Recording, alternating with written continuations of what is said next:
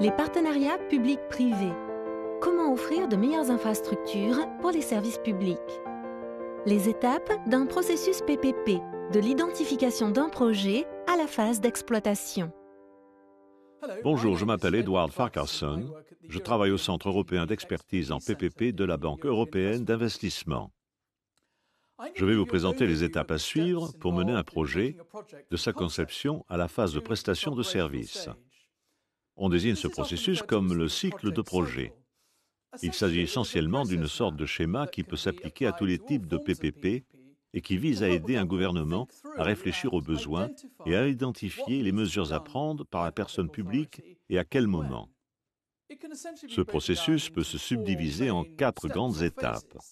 La phase d'identification du projet, la phase préparatoire approfondie, la phase de passation du marché et, enfin, la phase de mise en œuvre du projet.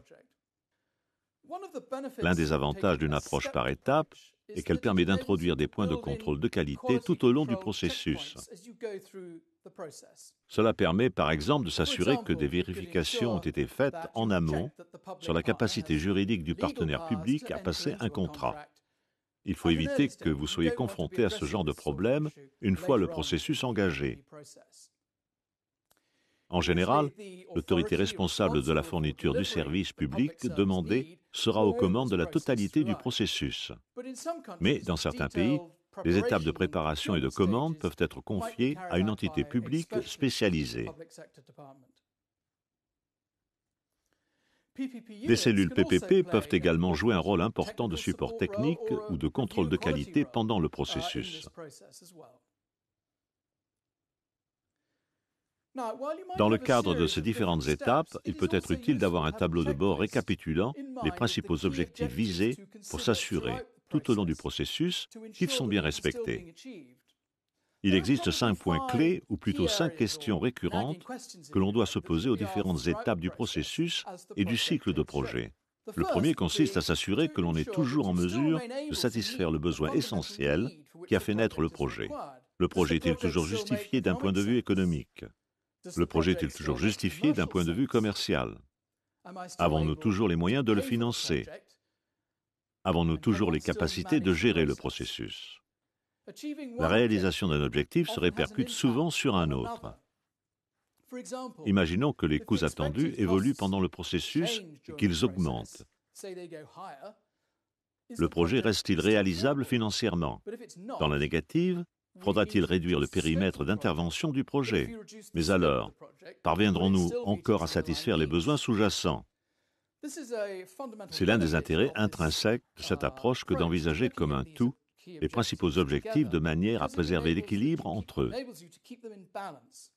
Penchons-nous maintenant davantage sur les différentes phases du cycle. La première étape, l'étape essentielle, vise à s'assurer que le projet est justifié. J'ai participé au lancement de projets sanitaires en Amérique latine, correctement mis en place et bien gérés.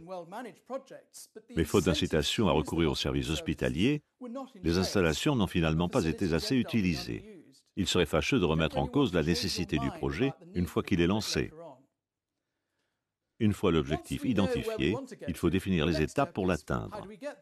Il s'agira donc en général d'étudier la faisabilité de différentes options d'un point de vue technique, environnemental ou juridique. Il faudra aussi s'intéresser aux coûts et aux avantages de chacune d'elles, et pas seulement en termes financiers. Mais cela peut être difficile à quantifier. Vous devrez également identifier les risques associés à chaque option, pour voir par exemple si le projet dépend d'un autre mis en œuvre parallèlement. Le cas du métro de Sao Paulo est intéressant à cet égard, puisque le PPP relatif au matériel roulant était étroitement dépendant d'un projet distinct mais connexe de travaux publics qui avaient fait l'objet d'un marché public classique. Des pays comme la Corée, le Chili, l'Irlande ou le Royaume-Uni ont une grande habitude de ce type d'évaluation économique des projets.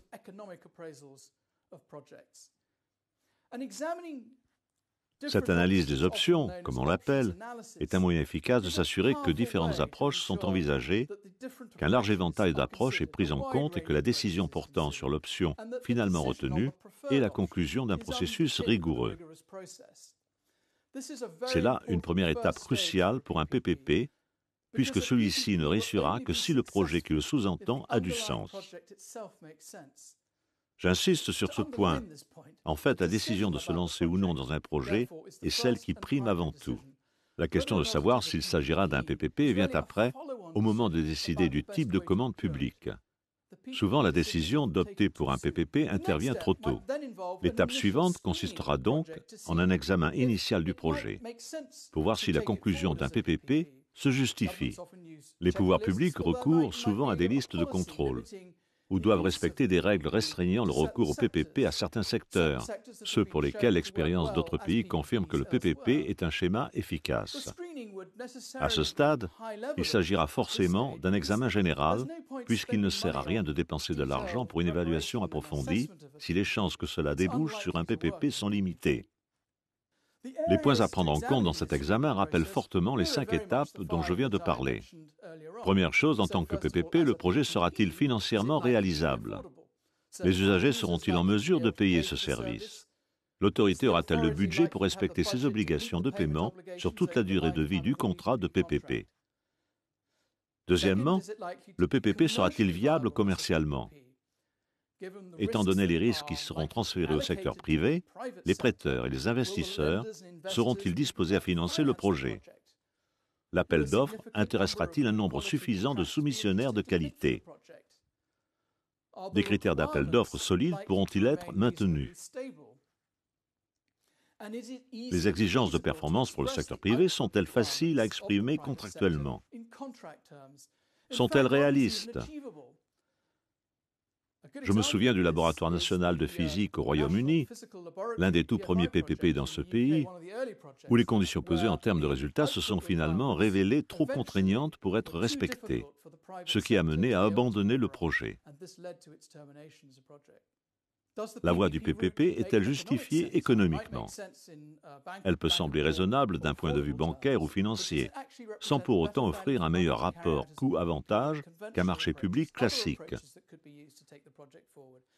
Peut-on envisager d'autres modes de passation pour mener à bien le projet? La question de fond ici est de savoir si l'opérateur privé est en mesure de mieux gérer les risques inhérents au projet qu'un opérateur public et si les avantages d'une solution privée l'emporteront sur les coûts de l'élaboration du projet sous un schéma PPP et du financement associé. Et puis, dispose-t-on des compétences et des ressources nécessaires pour faire aboutir ce projet en tant que PPP? Enfin, les besoins fondamentaux du projet seront-ils satisfaits? À ce stade, vous pouvez prévoir une phase d'approbation parce que vous serez sans doute amené à prendre une décision concernant l'engagement ou non d'un volume important de ressources pour préparer, concevoir et évaluer ce projet en tant que PPP. Supposons que ce projet soit a priori un bon candidat pour un PPP. L'étape suivante, celle de la préparation, consistera à étudier les points que je viens d'évoquer, mais avec plus de précision. Elle s'intéressera aussi dans les détails à la forme du contrat PPP, aux conditions contractuelles, au rôle du partenaire privé, aux normes de service et aux mécanismes de paiement impliqués.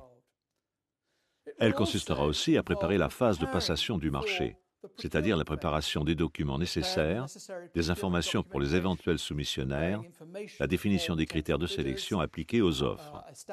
Ces activités, notamment d'évaluation et de conception du schéma PPP adéquat, interagiront sans doute les unes sur les autres. Il s'agit donc à ce stade d'un processus hautement itératif.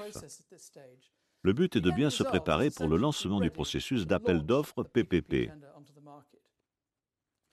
À ce stade, l'un des aspects probablement les plus importants est de ne pas oublier qu'il s'agit d'un processus exigeant et complexe d'un point de vue technique. La première chose à faire consiste donc à réunir l'équipe idéale. Elle aura un rôle défini, des responsabilités et des pouvoirs clairement établis. Cela peut impliquer d'embaucher et de gérer des conseillers ou des experts techniques privés pour aider la puissance publique à mener à bien ce travail. Les cellules PPP auront ici le rôle clé d'aider les autorités à gérer les conseillers et à mener à bien le projet. L'issue de cette phase est critique du point de vue du contrôle de qualité, puisqu'il s'agit de vérifier si le projet est prêt pour être soumis au marché.